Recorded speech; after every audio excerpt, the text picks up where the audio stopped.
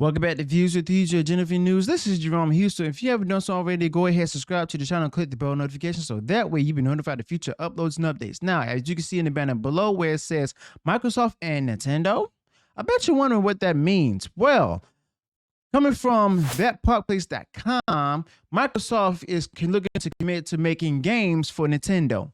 So now it's like those who love Nintendo and also those who are Nintendo Switch owners will be having games as popular as for the hybrid console. Okay, meaning that more popular franchises will be available for years to come. So this is coming from thatparkplace.com, where it says, in a move that would have shocked us all 20 years ago, President of Microsoft Brad Smith has announced on Twitter that we're now signed a binding 10-year contract to bring Xbox games to Nintendo's gamers. This is just part of our commitment to bring Xbox games and Activision titles like Call of Duty to more players on more platforms. So you know what that means?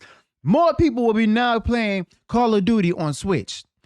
But I'm not sure how that's going to go because of the fact that I've heard, like, with the current day Call of Duty is like becoming more woke and everything, like, and people who are fans of Nintendo or own a Nintendo Switch, they stop playing PlayStation and Xbox because of those reasons, because of the fact that they don't have games on the Switch that are woke. But in order for that to happen, they're going to have to go ahead and get the woke out if they want more customers for it. Okay.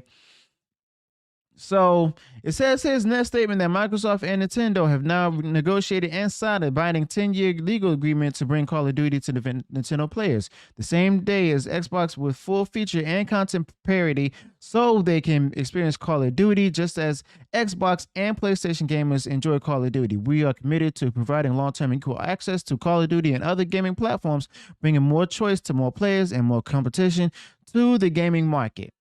So it also says here that Call of Duty publisher Activision Blizzard was purchased in 2022 by Microsoft after a series of allegations were made against Activision CEO Bobby Kotick.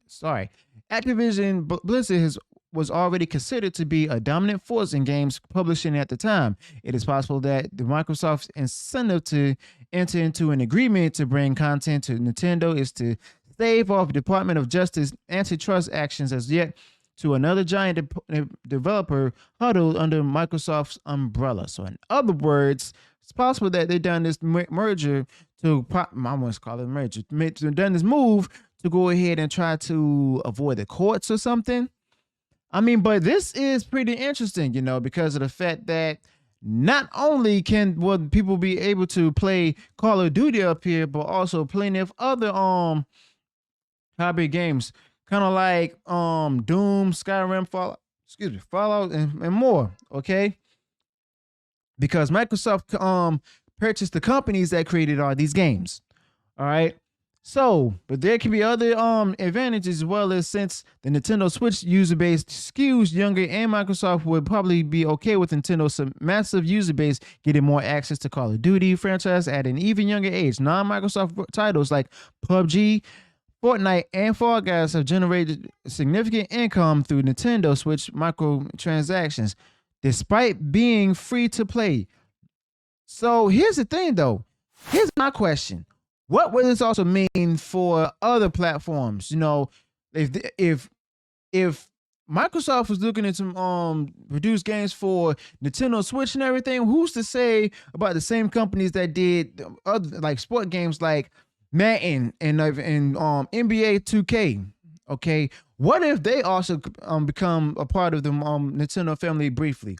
You know, would that actually bring more people to buy those games, since the base of it, like it says here, is younger as well as more? So it shows here that even the Nintendo Switch is as popular as the PlayStation, and the Xbox. So let me know your thoughts about this in the comments below. Also, let me know where I went wrong in the video. Also, be sure to leave a comment any additional thoughts to what I've stated here. And speaking of thatparkplace.com, I will be a guest on WWE's live stream this Thursday night at 5 p.m. So go ahead, tune into that. You don't want to miss it. I'll be up there sharing my thoughts with the current events and the things that's making the headlines on that day. So, like I said, if you enjoyed this video, go ahead, smash that like button and share it far and wide across social media. Also, if you enjoyed all the content I put out there, go ahead, subscribe to the channel, click the bell notification so that way you'll be notified of future uploads and updates. Until then, peace.